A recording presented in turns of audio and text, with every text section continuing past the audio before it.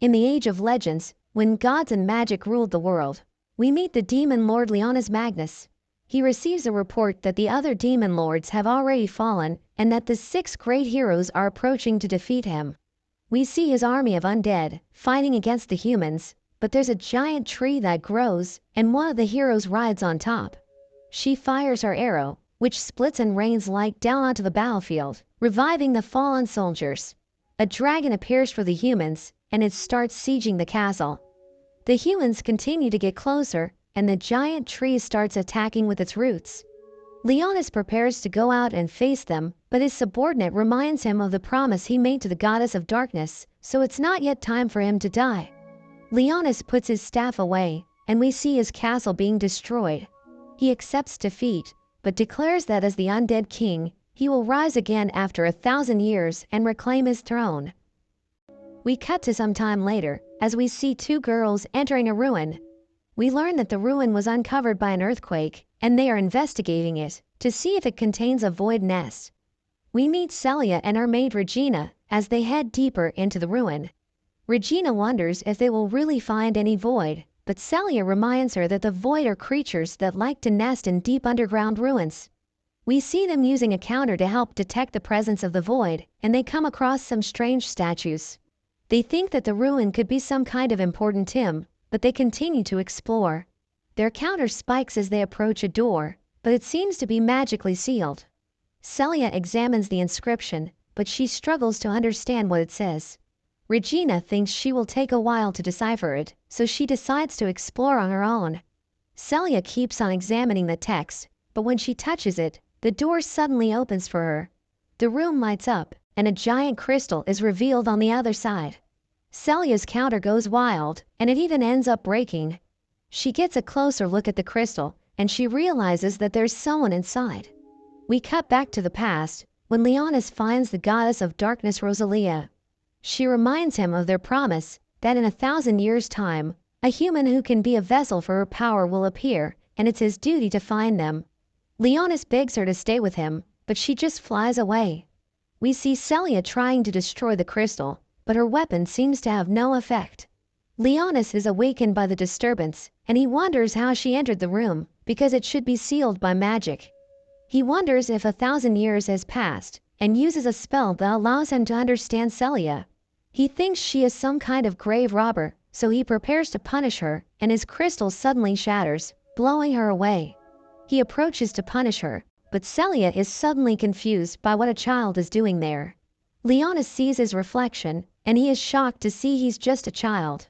He wonders if his reincarnation ritual failed, and it seems he has returned to his younger self, back when he used to be a hero. Rhyselia wonders what he was doing in the crystal, and she immediately checks to see if he's okay. Leonis gets embarrassed, and he even finds Rhyselia kinda cute. Rhyselia thinks he must be suffering from some kind of amnesia, and she immediately tells him that she will protect him.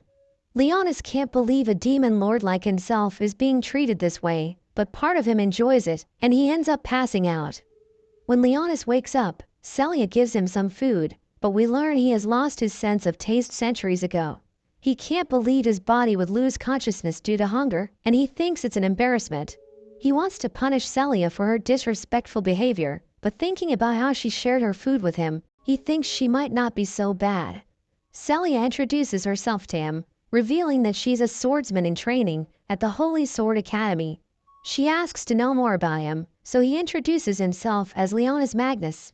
She finds his name interesting, and Leonis thinks she must recognize it from the legends passed down about him, but she just thinks it's a cute name, and she even calls him Leo. She wonders how he ended up in the ruin, and thinks he must have been kidnapped and trapped by the void. Leonis doesn't know what she's talking about, and he asks about the void. Rhyselia is surprised he doesn't know, but she explains that they are the enemy of humanity that suddenly appeared 64 years ago. Meanwhile, we see Regina exploring on her own as her counter starts going off and a crystal starts to move. She immediately activates her holy sword, and she prepares for a fight. Rhyselia explains that there is still much they don't know about the void, and Leonis wonders what year they are in. However, it's not clear how long it's been, because they are now using a different calendar system, and Rhyselia just tells him that it's the 64th year. there is suddenly an explosion, and Regina reports the appearance of a colossal void. Rhyselia jumps on Leonis to protect him from the debris, and she tells him not to worry. The wall is suddenly destroyed, and an ogre-class void appears. Rhyselia tries shooting it with her weapon, but it doesn't do any damage. Leonis prepares to defeat it, wanting to protect his mausoleum, but he suddenly trips over his cloak, because he isn't used to his body. The monster gets even closer, but it suddenly gets blasted, as Regina appears. She wonders about Leonis, but Rhyselia tells her she will explain it later. The monster starts to get back up, so Regina transforms her weapon into an even bigger cannon, blasting it in the chest. The monster manages to survive, and Leonis is surprised, recognizing Regina's power on the same level as a level 4 explosion spell. Regina tells them to escape while she finishes off the void. Rhyselia doesn't want to leave her, but thinking about Leonis' safety, she agrees to go. As they run, Leonis thinks about how everything seems to be going wrong. He thinks about going back and destroying the monster, but decides to stick with Rhyselia so he can get more information about the current world. Their path is blocked by another void monster, and Rhyselia tells him to run. She prepares to hold it off, but Leonis thinks about revealing his power and defeating it. He is about to cast his spell, but Rhyselia suddenly pushes him away, as the monster attacks and cuts her down. She is thrown to the side, and she starts bleeding out, but she still worries about Leonis, telling him to run away, and apologizing for being unable to protect him. Another monster appears, and Leonis becomes surrounded on all sides, but when they attack him, he's completely protected by a barrier. He summons his staff, and instantly crushes one of the monsters with a level 8 gravity spell. He then attacks with a fireball, taking out the other 2 monsters with ease. However, he becomes shocked when he sees that the bones of the monster still remain, and he notes that in his current body, his powers are only a third of what they used to be. As a demon lord, he doesn't care about human life, but he recognizes Rhyselia's courage, so he decides to bring her back. As he revives her, we see a peculiar symbol appear on her body. Regina finishes off the monster on her end, and she immediately tries to contact Rhyselia. Leonis is amazed that humans have developed such technology, and Rhyselia wakes back up. She immediately hugs onto him, glad that he's okay, and Leonis can't believe that's the first thing she's worrying about. She then wonders how she is alive, and Leonis says her injuries weren't that bad, and he just used a healing spell on her. Rhyselia is confused by this, and she wonders if it was a holy sword power that he used. Leonis says he doesn't know what she means, so Rhyselia explains that holy swords are a type of power that arose in humans in order to fight the void. When the void first appeared, children possessing mysterious abilities also started showing up. Leonis recalls Regina's weapon, and Rhyselia explains that holy swords seem to embody the personality of the wielder, but she notes that she has yet to be blessed with her own holy sword, which is why she fights with magical devices. They are joined by Regina, and she wonders about the monsters that they encountered. Rhyselia also wants to know what happened, but Leonis says that he hid, and they seem to just disappear. They make it outside, and they decide to take Leonis back to the city. Regina introduces herself along the way, but she catches him staring, and she calls him lewd. Rhyselia tells her not to be weird, but Regina continues to tease him, and Leonis can't believe that a demon lord like him is being ridiculed by a girl. However, they reach the city, and Leonis is amazed seeing it. Rhyselia reveals it's the 7th Assault Garden, humanity's last stronghold against the void, and Leonis can't believe he's really 1,000 years in the future. In a flashback to 6 years earlier, we see the 3rd Assault Garden under attack by an army of void. People take refuge in the mansion's shelter, where we see a young Rhyselia and Regina clutching onto each other in fear. Regina is scared by the noises outside, but Rhyselia reassures her by telling her that her parents and the other knights have never lost a battle before.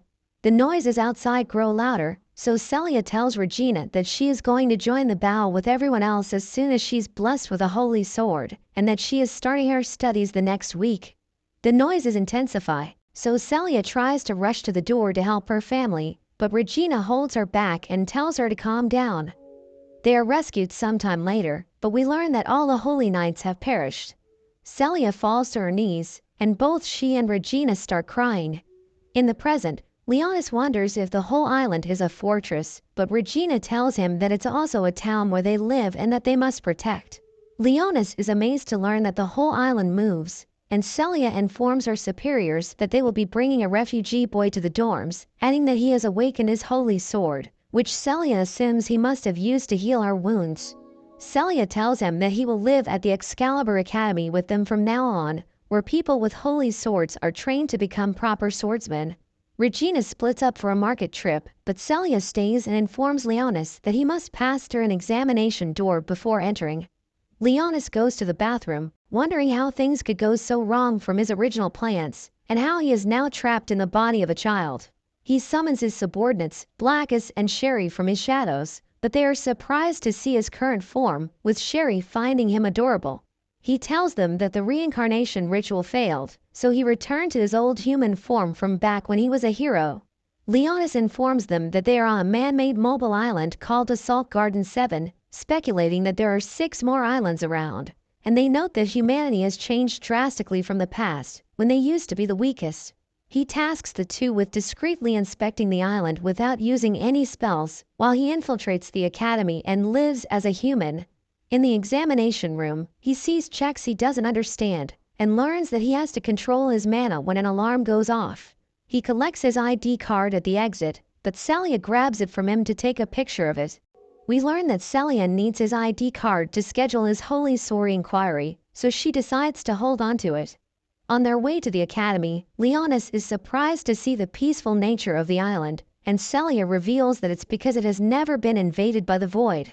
As he is given a tour of the academy, he asks why leisure facilities like the dance hall are needed, and is surprised to hear that they work better than strict military training. Celia shows Leonis the training grounds where his sword inquiry will be held, but she suddenly gets a headache and catches herself, while saying that she should restart her training to acquire her holy sword. As they pass the dorms, a boy named Mussel and his group stop them. He insults Celia and makes fun of Leonis. We see the girls are under the control of Mussel's holy sword, and he invites Celia to join his harem, but she refuses. He grabs Celia by her hair, but Leonis gets angry and casts a spell that makes him fall to his hands and kneel in front of him. He warns Mussel not to bother Celia, causing him to bring out his holy weapon, but a girl named Elphine steps in, threatening to report him to the administration bureau. Mussel leaves reluctantly, and we learn that Elphine is part of Celia's platoon, as Celia introduces her to Leonis. She says that she couldn't join their expedition because it took her time to process the strange magical reaction noticed on the island, saying that an investigative team will be looking further into it. We cut to an old-looking house called the Hazelgar dorm, the dorm for Celia's platoon, and learn that quarters are assigned to platoons based on a merit system. Celia takes Leonis upstairs, and he asks her if it's all right for him to join a female dorm, but she says it's fine since he's a child.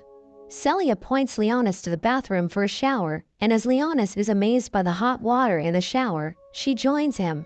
While scrubbing him down, she tells him that he can join any platoon he chooses, but she says she would like it if he joined hers. Leonis asks why she wants to fight so badly despite having no holy sword, but as Celia explains, she collapses. Leonis activates a symbol on her body, making her rise, and she drinks blood from his neck. She is surprised by her actions, and Leonis tells her that she wasn't healed, and that she had actually died. In a flashback to 2 years in the past, we see Celia struggling against robots in the training facility. Mussel interrupts her, asking her to stop resisting and join his platoon, but he is chased away by Regina, and she tells Celia that upon awakening her holy sword, she will easily deal with guys like Mussel, but Celia says that that's not the reason she wants a holy sword. In the present, Celia wakes up from her sleep, and Leonis reveals his identity as a reincarnated ancient sorcerer, and that he used a level 10 spell to revive her, turning her into an undead vampire, explaining that she drank his blood to replenish her mana. She tells him about the void stampede in her hometown that orphaned her, and how the academy took her and Regina in. Celia admits that she participates in risky missions to speed up her awakening, and asks Leonis if she can still awaken her holy sword as a vampire. He is unsure, but assures her that either way, she's stronger than before. His stomach suddenly growls, and he is embarrassed by his human body.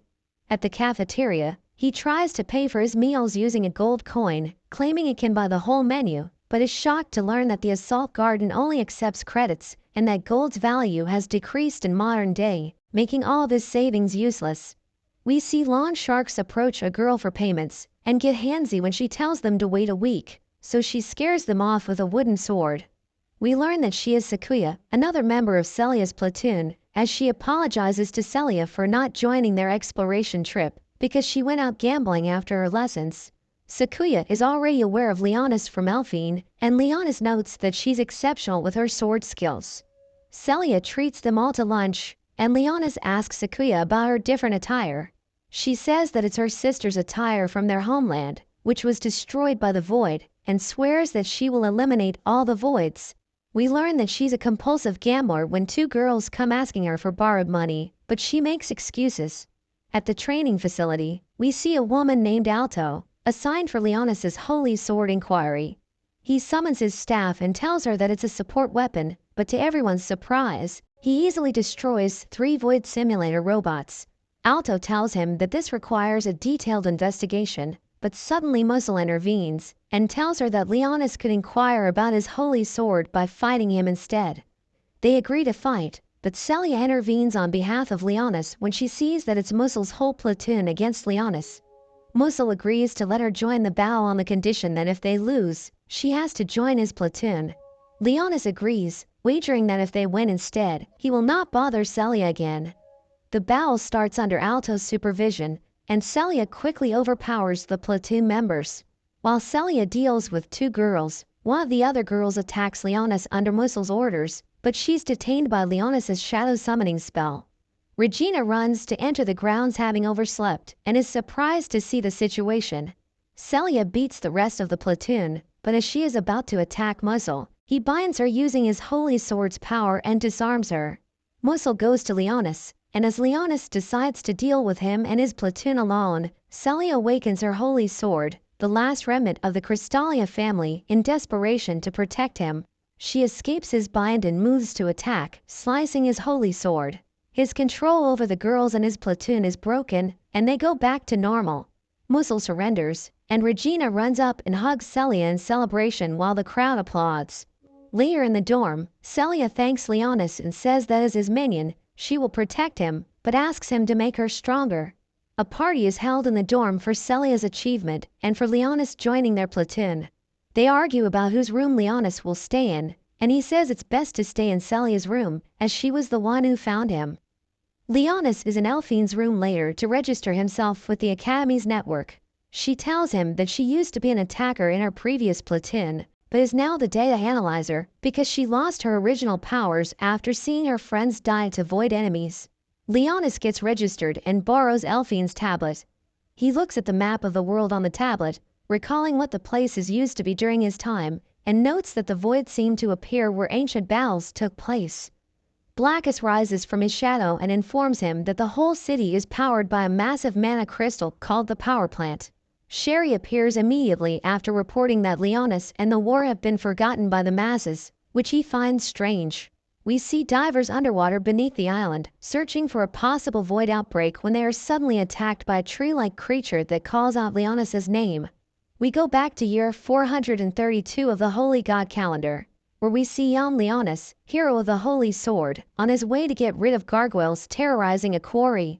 His guide notes that he's an honorable person for taking care of monsters, while the other 6 heroes are busy protecting the Imperial City. As they reach the place of the monsters, we see that Leonis was tricked by the guide, and a band of soldiers emerge and quickly chain him. They pierce his chest with spears and lead him to die, saying he won't pose a threat to their master anymore. As he is dying, Leonis is visited by the goddess of darkness Rhyselia, who asks him if he hates his betrayers, but Leonis says that they aren't necessarily evil. She asks him to join her in rebelling against the world, telling him that she always had her eyes on him and that she likes him, so he should become hers. Leonis wakes up from his dream, and he remembers his mission to restore the demon army. He wakes Celia up from her sleep using his authority mark, and explains to her that he can control his minions using that mark. Celia wonders if Leonis will make her do indecent activities, but Leonis says he would never. He notes that even though her bloodlust peaks during night, she should at least ask before drinking his blood. Celia gets a call from Elphine, who tells her that a strategy meeting was called a while ago on their day off and that she will update her when she gets more information.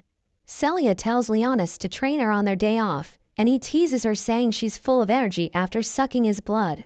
At the command center, the board members and the acting director Castoros are informed that communications with the Marine platoon have been lost. Void activity was detected for just 3 seconds before the signal cut off, which is unusually short for a void attack. They observe blurry images of the creature and speculate whether it's a new species that resembles trees or a void lord. They discuss the similarities with the Stampede attack 6 years ago and how improvements were drastically made to exact revenge for the tragedy. As they communicate ways to counter this problem, Castoros gets a call from the actual commander.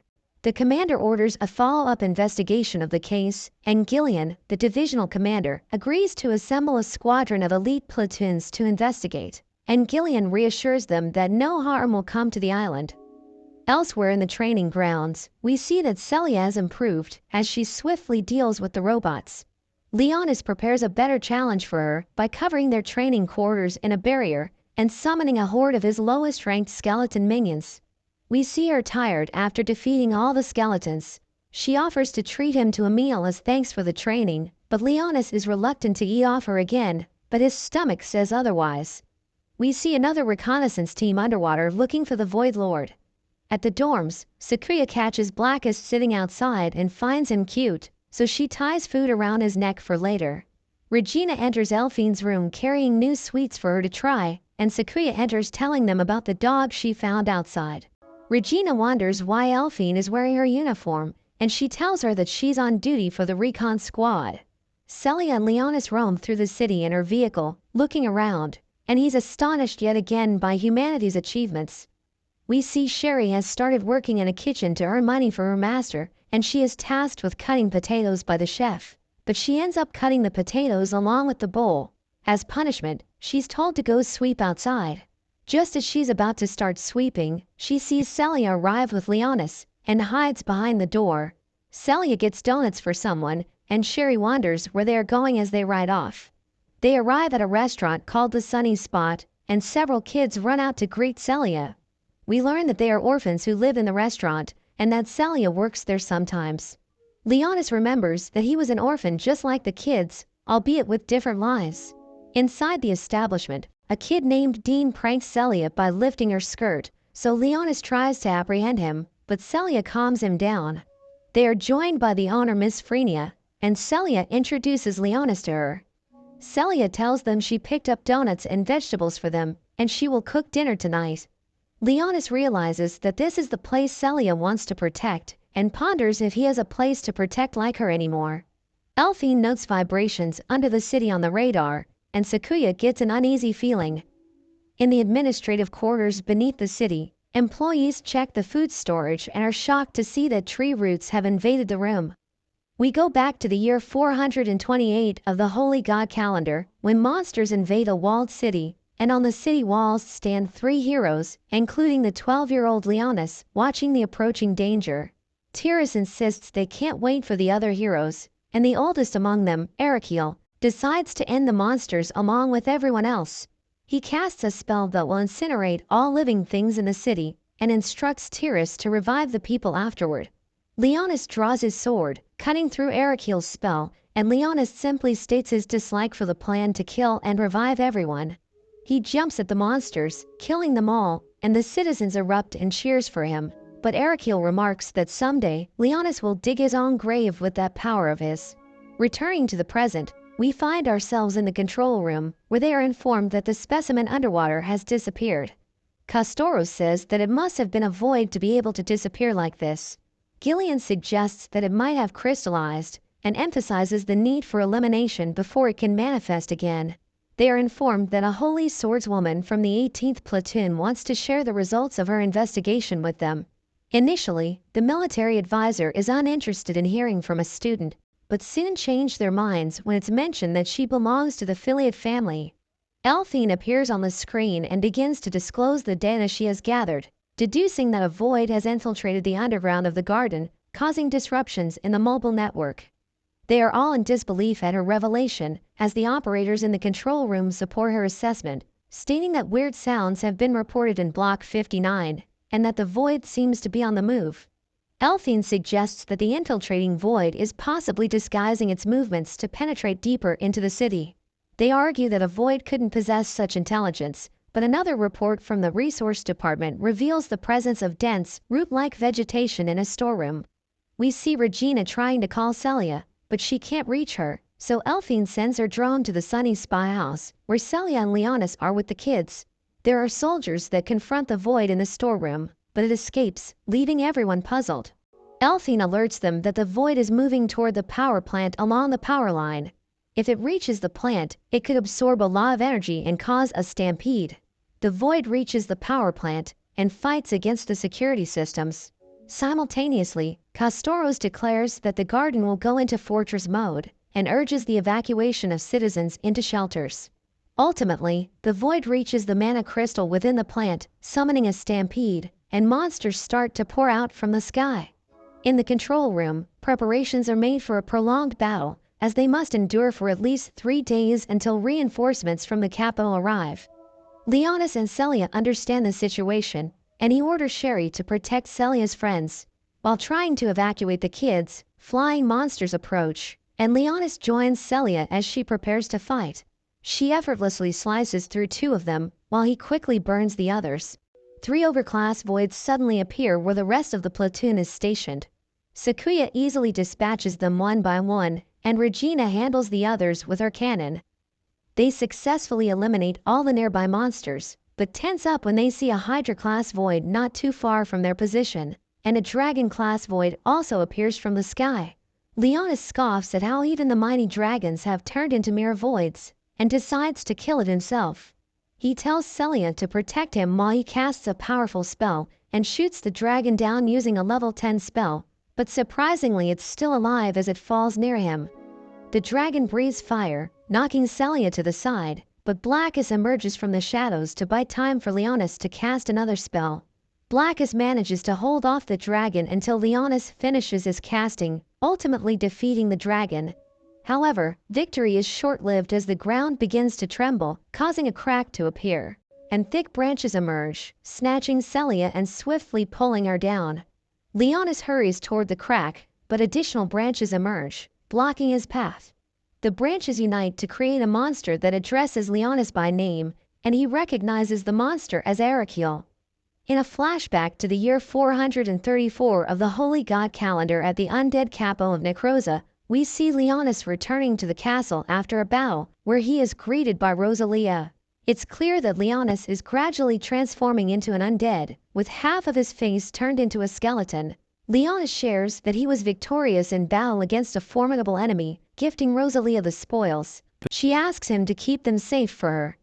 Rhyselia praises him, and Leonis mentions that he made a new friend named Blackus, a royal from the Shadow Kingdom, whom he supports in times of need due to an ongoing feud, in return for learning some spells from him.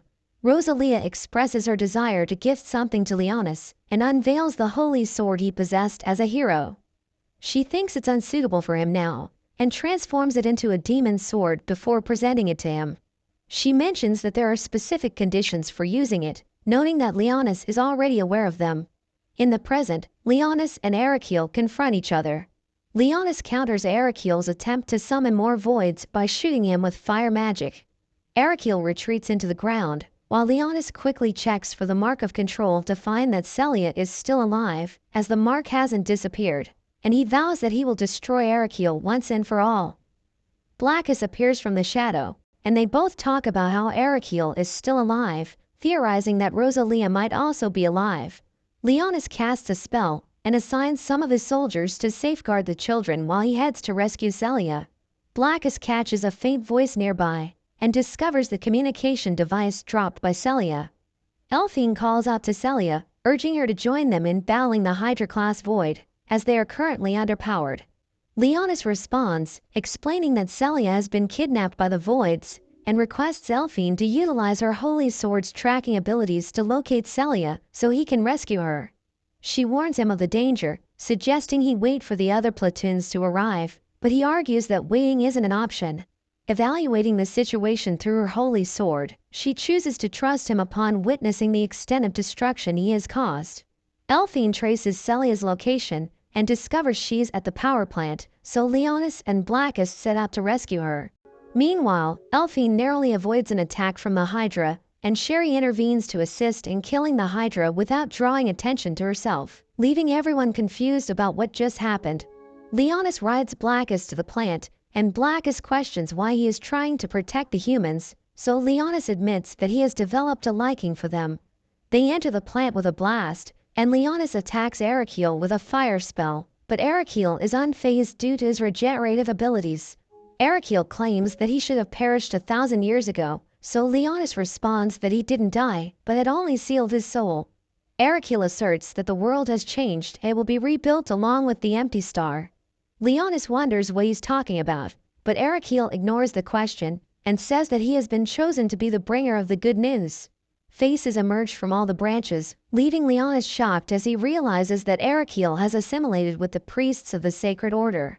Meanwhile, Celia is tied up by the branches somewhere deep.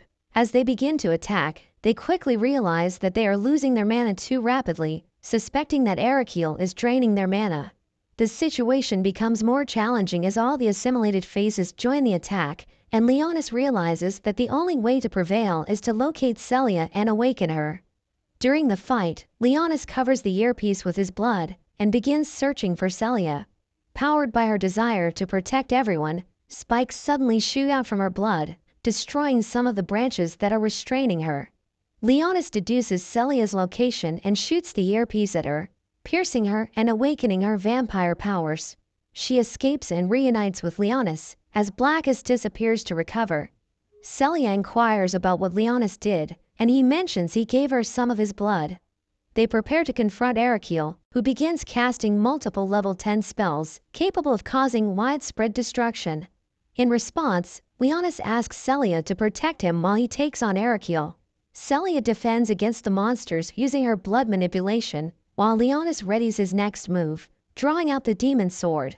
It's revealed that the condition to use the demon sword Dainsleif is that he must only use it while protecting his kingdom, so he declares the 7th Assault Garden as his kingdom, making all its citizens his subjects, and vows to protect them, while Blackus is surprised that the Dainsleif agrees with him. Arakiel claims changing the world's fate is impossible, but Leonis is determined to conquer destiny as he attacks Arakiel using a powerful sword technique, finishing him off. New voids stop appearing, and the remaining ones gradually fade away. In the control room, everyone is in disbelief that they successfully repel the stampede. They speculate that the Void Lord might have been caught up in the power plant meltdown, leading to its demise. Meanwhile, Leonis and Celia land on the ground, receiving a warm welcome from the rest of their platoon as they celebrate the fact that everyone is safe. Back at the dorm, Leonis lies on his bed as Celia brings him sandwiches and a medal crafted by the kids from the Sunny Spy house. She hesitantly requests his blood, and Leonis offers her his finger. However, the other members walk in on them, so she tries to explain, but no one is convinced. After the attack on the 7th Assault Garden, restorations are being made to the city, and the source of the city's mana supply is temporarily changed to solar panels that convert sun rays into mana, because of the damage to the power plant. Leonis attempts to enter the vault, driven by a desire to learn more about the land he has declared as his kingdom. However, he is denied entry, and the artificial spirit at the gate informs him that he must first obtain permission from the Administration Bureau. Regina comes up to him from behind and teases him. She asks why he's there, and he lies, claiming he came to study the ancient languages to be able to read the inscriptions on the walls of the ruins where he was found. Regina aids him by gaining access to the vault just by looking at it. Once inside the vault, Leonis questions how she managed it, and she dismisses it as a magic trick, urging him to keep it a secret. They simultaneously receive a message from the Administration Bureau, inviting them and the rest of the platoon to a commendation ceremony hosted by Imperial Princess Alteria on the SS Hyperion. Leonis suggests that Regina proceed to the harbor, and he will join after finishing his research. But she decides not to go to the ceremony.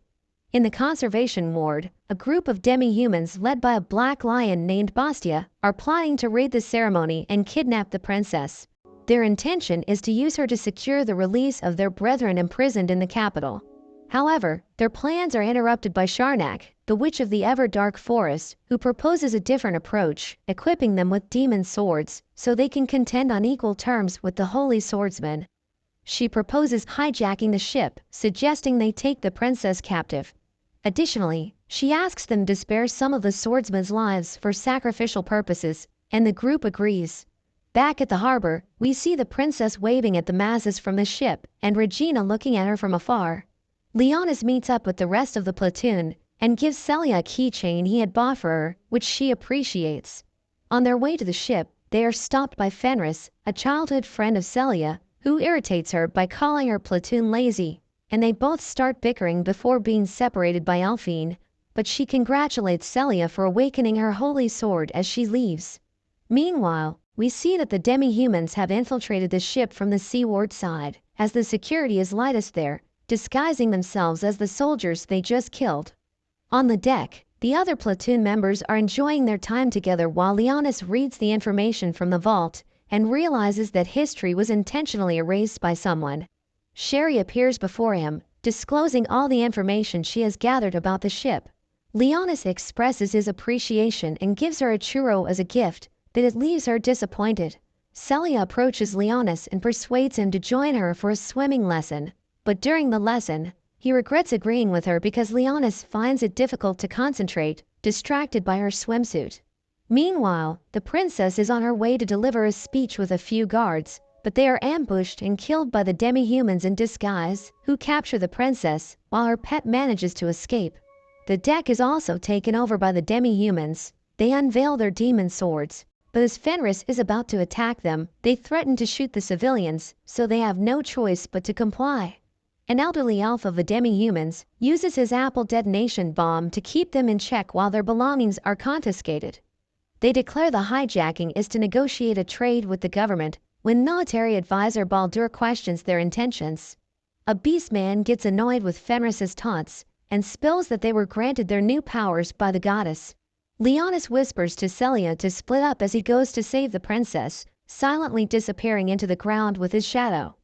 In the control room, the princess under the captivity of Sharnak activates the engine using her elemental powers in exchange for safe passage for the civilians. Bastia orders her to set sail to the capital, but she notices a void nest in their path. We learn that Sharnak's true intentions are to sacrifice holy swordsmen tainted with void miasma, so Bastia attempts to stop her, but becomes engulfed by flames emerging from his demon sword, and Sharnak threatens his minion to follow her unless he wants to suffer the same fate. Regina arrives at the harbor and is confused to see the ship trying to set sail. The princess's pet finds her and asks Regina for help. With the pet, Regina quickly jumps aboard the escaping vessel and finds a lost Leonis in the corridors. We shockingly learn that the princess is Regina's younger sister as she asks Leonis for help. We learn Regina was born as the fourth daughter of the king, but was sentenced to death due to being born on the same night when a calamity star shone in the sky, because the kingdom thought it was a bad omen. Duke Christalia pleaded to the king and spared her life under a guise. She was entrusted to the family of one of the duke's sons, and she grew up together as the maid of Celia. Regina reveals her real identity to Leonis. She tells him that she came to the harbor to observe her sister, but met her source spirit, her pet carbuncle. Leonis tells her that the princess has been kidnapped by a group of demi-humans who have taken over the ship, and they decide to go rescue her. On Celia's side, Elphine asks her to cause a distraction so she can jam the detonator with a drone that she has hidden in the chandelier. Celia uses a fork nearby to prick her finger and use her vampire powers. Leonis and Regina make it to the control room, but are surprised to find it empty with the auto steering of the ship locked. Leonis suggests calling out to the princess using her royalty powers, but Regina is reluctant about revealing her identity, so Leonis argues that the princess's safety is more important. She links up with the princess using carbuncle, but doesn't reveal her identity. The princess tells Regina her location and gives her the access code, asking her to stop the ship from colliding with the void reef. Leonis entrusts her with stopping the ship while he goes to save the princess. In the hostage room, the girls free themselves and attack the hijackers. Elphine jams the bombing signal with her drone as Celia splices the detonator with her blood.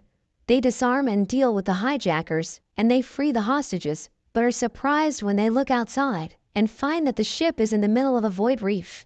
As merman-class voids jump aboard the ship, the girls prepare themselves. The battle commences, and they deal with the monsters, while the civilians are evacuated. Leonis contacts Rhyselia, telling her to back up Regina in the control room and use the key he gave her. He says he will deal with the void, as he sees in the distance that the princess is about to be taken away in an aircraft. Rhyselia saves Regina just as she gets surrounded by void monsters, while the other girls confront a brain eater, which is several times stronger than the merman voids, but Sakuya insists on dealing with it alone. As the girls leave the room with the civilians, we see Sakuya use her demon sword to deal with the brain eater. After reaching the ship's core, Regina accesses the ship using code Star Calamity. Regina is glad to know that she's remembered by the princess in such a way, as she turns the ship around.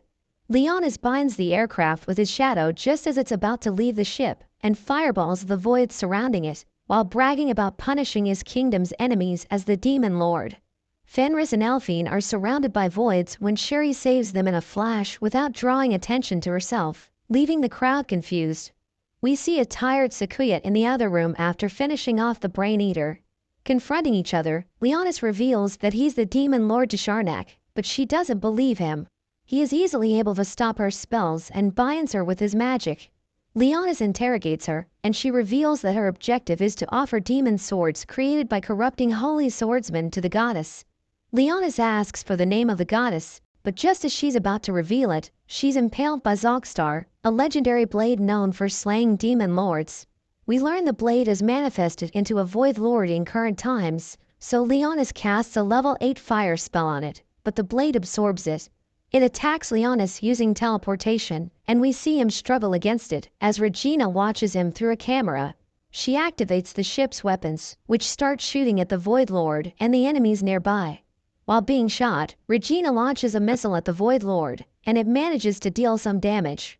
Another missile is launched, but it splits open in the air, revealing Rhyselia inside, who joins the fight with Leonis.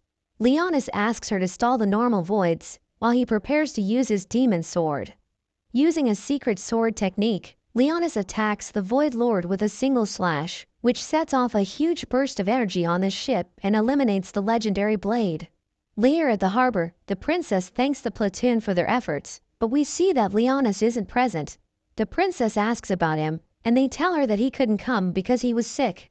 When asked about the spared medium who helped with the incident, they tell the princess that she couldn't come, but relays Regina's best wishes, which makes her happy. Leonis is exhausted with his whole body feeling sore. Regina visits him with food, thanking him for reuniting her with the princess, giving him a kiss. We see a group of soldiers pursuing the demi-humans as they hide underground, but the soldiers find them, telling them that they're under arrest. But the soldiers suddenly turn to stone as a strange man appears, using a spell which forces them to bow to him. He introduces himself as the Demon Lord, and he explains that the soldiers will soon return to normal, promising to give them a place of refuge if they swear allegiance to him. So they agree to join his cause, and he calls them the Devil Wolves as he creates an underground labyrinth, telling them that the soldiers won't be able to see it, so they can use it to escape. He receives a call, and he realizes that someone is looking for him, so he takes his leave. We cut to Rhyselia, as she sees crows surrounding the dorm, knowing it's because they're attracted to vampires. She thinks that Leonis might be able to do something about it, so she starts looking for him, but as she enters his room, she sees Sherry cleaning up, causing her to become confused. But Sherry suddenly disappears, so she thinks that she was just seeing things. She calls him, telling him that she's looking for him, but he hangs up, and she decides to take a shower. Meanwhile, the Demon Lord returns to his room, and he removes his disguise, revealing that he's actually Leonis. We learn that he's planning to rebuild his demon army, so he recruited the demi-humans, thinking they will serve him well. He enters Rhyselia's room, and he sees her dressing up, so he immediately apologizes, but Regina sees them, thinking she's interrupting them. At the dining table, Regina mentions the rumor that their dorm is haunted, saying people are talking about a black dog and a ghost girl. Rhyselia thinks she met the ghost, saying she saw a girl cleaning Leonis's room, but he tells her that she was just imagining things, knowing she was referring to Sherry. She wonders where he went, so he tells her that he was preparing for today's match, saying he doesn't want to let her down. Regina reveals that they will be fighting against Fenris's platoon, knowing it's going to be tough, but Celia is determined to win. The match begins, and Celia is able to destroy an enemy's flag. Elphine senses attackers approaching, telling Regina where to find them, and she snipes them at a distance. Sakuya charges alone, trying to create a diversion, while Celia destroys the enemy's flags, but she encounters frost wolves, and one of them bites her, causing her to fall. Fenris appears, saying she was able to see through their plan, so she made Sakuya chase her wolves, while her attackers target their flags. She thinks that her platoon is going to win after she defeats Celia, so she prepares for battle, telling her companion to deal with Leonis. She charges at Celia, managing to push her back, and she summons her wolves, using them to restrain Celia. Her companion tries to shoot Leonis, but he manages to block it, and he uses a spell to manipulate his shadow, using it to strangle her. Celia manages to break free, and she lunges at Fenris, managing to overpower her. Leonis recognizes Celia's strength, thinking she's destined to be his right-hand man, and they end up winning the match. Meanwhile, we see a mysterious man named Nephicus, as he offers demon swords to his goddess, saying it's almost time for her to awaken. An assault garden appears, and in the control room, everyone sees a picture of it, as Celia recognizes it as her hometown, the third assault garden, which vanished into void territory 6 years ago. We learn that it's sailing toward them, and it will reach them in 7 days. They are informed about a distress signal which was sent on 2 separate occasions, so it's possible that there are survivors in the city. Their superior orders them to investigate it and stop the assault garden, saying the mission must be completed in 72 hours. Elphine wonders why they were chosen for the mission, thinking it must be because Celia is from the third assault garden and is the last surviving member of the Christalia family. Their superior sees this as a possibility, but she tells them that it was the administration bureau's idea, and she believes that their platoon can accomplish the task. Celia accepts the mission, and the next day, Leonis notes that he saw the sacred order's mark in the city, so he wants to find the person responsible. He orders Blackus to look after his kingdom while he's gone, and he tells Sherry to join him. They fly to the city, as Regina tells Leonis to rest on her lap, and she starts cleaning his ear. He recalls the moment he shared with Rhyselia, where she told him that she doesn't have much time left. She said that she will reincarnate after 1,000 years, and he told her that he will look for her, saying he will never rest until he finds her. They arrive at the third assault garden, but a thick fog surrounds it, so they need to search the area on foot. Celia tells the girls to investigate the distress signal, while she and Leonis try to stop the assault garden, and Elphine orders her drone to follow Celia so that she can check up on her. Leonis summons Sherry, ordering her to look after the girls, because he considers them as his subjects. Celia recalls that the city was destroyed while she was hiding in the shelter, but her counter goes off as they are attacked by an energy blast. She ends up getting pinned down, and Leonis sees a massive void approaching.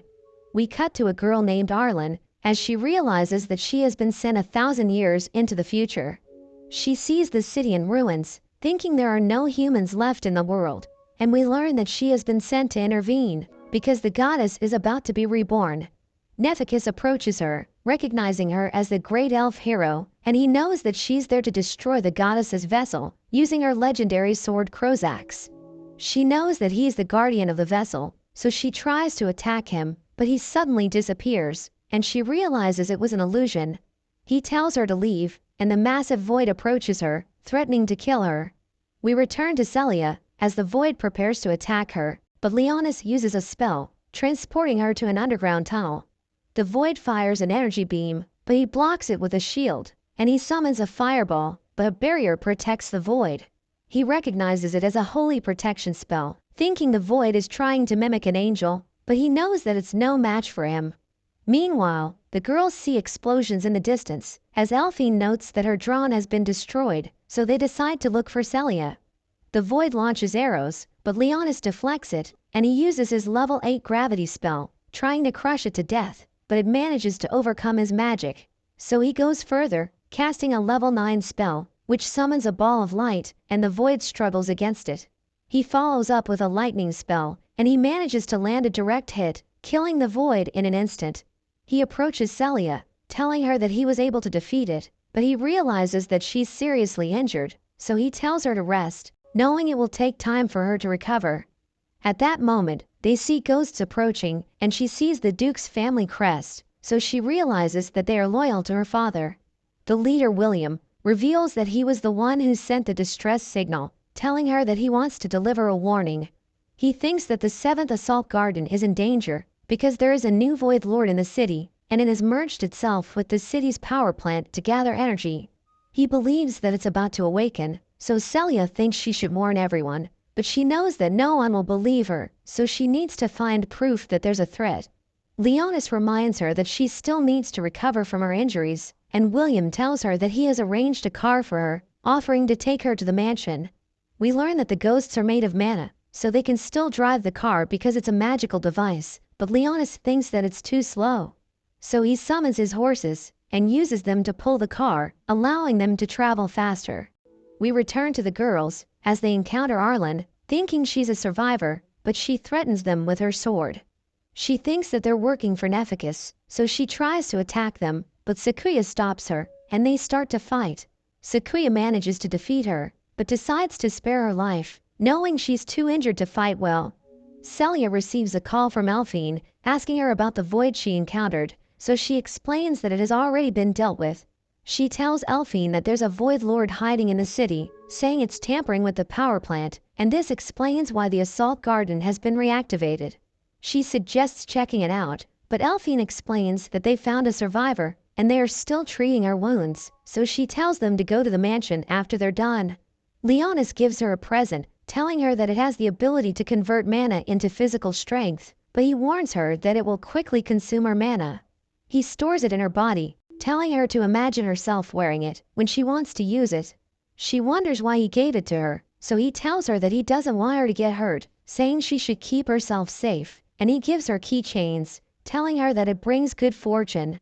The girls treat Arlen's wounds, and she explains that she got hurt while fighting a void.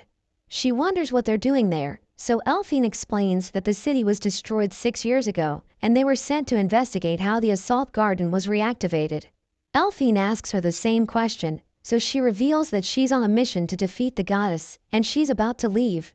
But everyone hears her stomach growling, so Sakuya gives her food, as Elphine tells her that it's their duty to protect her. We see Nefficus as he prepares for the resurrection of the goddess, but a void approaches him, telling him that his angel has been killed. He thinks that a human defeated it, and he finds this hard to believe, thinking whoever did it is a threat, so he decides to intervene. Celia arrives at the mansion, and she enters their library, as she recalls that her father used to spend time there. The ghosts use magic, allowing her to see the library before it was destroyed. She recalls that her father told her a story about an evil demon lord, who made God angry, so he sent a hero to deal with him. Her father told her that the demon lord was ultimately defeated, but he isn't sure if that's the real ending of the story. Nefficus ruins her moment, and she wonders if he's a survivor, but he takes this as an insult, and he attacks her, knocking her out. In a flashback, we see Celia as her father tells her to evacuate to the shelter. She tells her father to go with her, but he explains that he has to stay and fight, reminding her about their family's duty to protect the people in the city. But he tells her that she needs to evacuate because she still hasn't awakened her holy sword. He reminds her about the story of the demon lord, saying he's truly evil, but he will return during their most desperate hour to defeat the voids for humanity. Back in the present, Nefficus thinks that he went overboard using a level 3 spell, but as the dust settles, he sees skeleton warriors, wondering who summoned them. They tell her that they will protect her, and he thinks that she's their master, preparing to obliterate them with a level 6 spell. But at that moment, Leonis arrives, casting a fire spell, which blows him away. Celia inquires about the skeletons, so Leonis tells her that they were summoned using the keychains he gave her. Nefficus manages to overcome the spell, telling Leonis that he isn't an ordinary human, so it isn't strong enough to kill him. He summons a fire blast, but Leonis counters with an ice spell, and he manages to overpower Nefficus. He's surprised by what Leonis can do, wondering who he is, and he proceeds to interrogate Nefficus. But at that moment, the ground starts shaking, and Nefficus laughs, knowing the goddess has awakened. He thinks that he's no longer needed, so he escapes through a portal, telling Leonis that the world is about to come to an end. Leonis recalls that he saw Nephicus during his past life, and he served as the retainer of the Lord of the Underworld. Leonis wonders what he's doing there, thinking the goddess could be Rhyselia. The mark of the sacred order appears, as the goddess emerges, and William reveals that she's the Void Lord he mentioned. Angels surround her, and Leonis sees her face, realizing that she was created using the remains of the legendary hero Resurrection. Regina watches the event unfold, informing everyone about the goddess, so Elphine uses her drone to activate the ship and launch a distress signal, calling for reinforcements. The angels attack the platoon, as Elphine notes that it's impossible for them to retreat, so they won't survive unless they defeat the goddess. She explains that she will use her drone to look for a vehicle, so that they can close the distance and attack the goddess. Everyone fights the angels, destroying their bodies, but they instantly regenerate, so Elphine runs a scan and she reveals that the head is their weak spot. So everyone aims for the head, allowing them to defeat the angels, as Leonis recalls that Resurrection had the power to restore life, which explains why the angels are able to regenerate. As the fight drags on, Leonis notices that the goddess is approaching them, and Elphine is able to find some vehicles, so she tells the others to cover her while she activates it. Leonis attacks with his fire, destroying multiple angels, as he notes that they might be able to defeat the goddess, but there are countless angels surrounding her, so he will need to attack her head-on. He uses a level 10 magic, which summons an enormous ball of light, incinerating her body as it completely engulfs her. But she instantly regenerates, and she prepares to cast a spell, so Leonis puts up a barrier. She starts raining fire, covering the area in flames, as Arlen watches from a distance, knowing the goddess used a level 11 spell called Nemesis, which is capable of causing widespread destruction. Leonis is able to block it, but he sees a swarm of angels approaching, so he tells Rhyselia to protect him while he attacks the goddess. She uses her blood to create wings, and she uses it to defeat the angels, while the skeleton warriors assist her. Leonis lunges at the goddess, and he prepares to kill her using Dainsleif, but as he tries to deliver the finishing blow, the sword resonates as he hears Rhyselia's voice. So he thinks that she could be inside the goddess, causing him to hesitate, but he reluctantly attacks, and she manages to block it, firing countless arrows in retaliation. He ends up getting hit, causing him to fall to the ground, and the goddess prepares to cast the Nemesis spell. But Rhyselia uses the gift that Leonis gave her, and she launches a devastating attack, which sends the goddess crashing to the ground. She checks up on Leonis, as he tells her to escape, because he wants her to survive. He thinks that she's going to drink his blood and run away, but she gives him blood instead, unlocking the memories that Rhyselia sealed away. He recalls the moment he spent with her, where she ordered him to kill her with his demon sword if she transforms into a monster. He told her that he can't do it, but she ordered him to find her in the future, saying Dainsleif will guide him to his fate. He thinks about what she said, and he wonders why he was able to attack the goddess using his demon sword. He thinks that it should have been impossible against Rhyselia, because the sword is supposed to guide him to his fate, so he concludes that the goddess is an imposter. Leonis manages to recover, and Rhyselia tears her dress, giving him a small portion of it, which he uses to close his wound. He tells her that he will defeat the goddess, ordering her to back him up, as he notes that he still has enough mana to unleash his ultimate skill. William tells him to use the ghosts as an energy source, and we learn that the souls of the citizens are still in the city, because Resurrection's influence is preventing them from leaving. He explains that they want to exact retribution, so Leonis agrees to use them, and he begins casting his spell, creating a ball of energy which absorbs the power of the souls. William wants to join them, but Leonis reveals that he has other plans, as he summons skeletons, and he allows William's group to possess them, telling them to protect him while he charges up his spell. Rhyselia uses her blood to create weapons for them, and she leads them in battle. Meanwhile, Elphine manages to activate the vehicles, and they are about to leave, but Arlen tells them that she wants to fight the goddess. Regina reminds her that she's injured, but an angel approaches, and she kills it with a single hit. She explains that Krozax was created to slay demon lords, and Sakuya knows that she's willing to risk everything to accomplish her mission, so Elphine agrees to let her join. We return to Rhyselia, as the skeletons eliminate the angels. Everyone fights to protect Leonis, as he gathers the power of the souls, but he realizes that it's going to take time. An angel charges at Celia, causing her to fall, as the skeletons tell her not to let her guard down, saying her powers are impressive, but she must not rely on it during the battle. She explains that her dress is taking a toll on her body, but she's determined to protect Leonis, so she refuses to back down. The ball of energy expands, as Leonis continues to gather the souls, but the goddess prepares to use her nemesis spell, and he knows that he needs more time to complete his magic. He tells everyone to retreat, as the goddess rains fire, burning everything in the area, but we see that everyone is able to escape, as he continues to charge up his spell. The girls ride the bikes, but they see the angels pursuing them, so Regina summons her weapon, using it to shoot them down. They see the goddess at a distance, and Arlen preserves her strength. They realize that the road has been destroyed, so they activate their thrusters, allowing them to jump over the gap. But a huge angel appears, and it prepares to attack them with an energy blast. But it suddenly gets pulled away, and it crashes into a building, killing it in an instant. We learn that Sherry protected them, thinking the angel could be a worthy opponent, but she's disappointed by how weak it is, realizing she's overpowered. Meanwhile, Leonis has completed his spell, but he realizes that the goddess is preparing to destroy everything, so he absorbs the energy into Dainsleif. She lifts a building, and she throws it at Leonis, but Celia cuts it in half and destroys it. He unleashes the full power of Dainsleif, but he sees a barrier protecting the goddess, realizing that it's a high-level protection spell. But at that moment, the girls approach the goddess, and Arlen prepares to strike with Crow's axe. They charge at her, as Regina and Sequoia attack with everything they have, but it doesn't do anything. But Arlen unleashes her ultimate skill, piercing through the barrier and injuring the goddess. But the girls crash to the ground, and they end up losing consciousness. Leonis sees his opening, as the goddess uses Rhyselia's voice, but he knows that she's a fake, so he attacks her with his full power, unleashing a massive burst of energy, which completely destroys her body. With the goddess defeated, William and his men can finally rest in peace, but they tell her that they are grateful, because they were able to serve her during their final moments.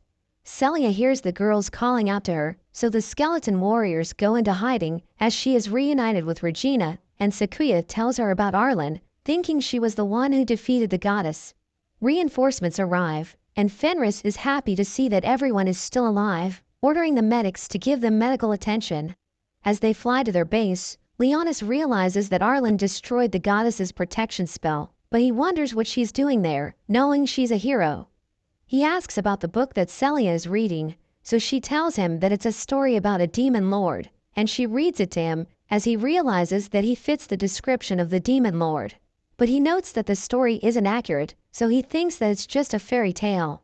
They return to their dorm, where we see Leonis with Blackus and Sherry, as they discuss Nephicus, knowing he was behind the goddess's awakening, so they think he should be dealt with. Sherry tells Leonis to be wary of Arlen, thinking her goal must be to eliminate him. Arlen regains consciousness, realizing that she still hasn't faded away, so she concludes that she hasn't completed her mission, so she escapes from the medical facility, determined to find her target. Sherry gets jealous at Leonis for giving Celia the dress, but as they argue, Celia overhears them and walks in. Leonis is embarrassed seeing her in a towel, and she begs to have some of his blood, saying that using the dress left her drained, so he reluctantly agrees, and she jumps onto him. We see Leonis thinking about Rhyselia, determined to continue looking for her. He thinks about rebuilding his demon army and expanding his empire so that all humans will bow to him once again, but we see a girl trip over, spilling her popcorn all over him. But that's where this video ends.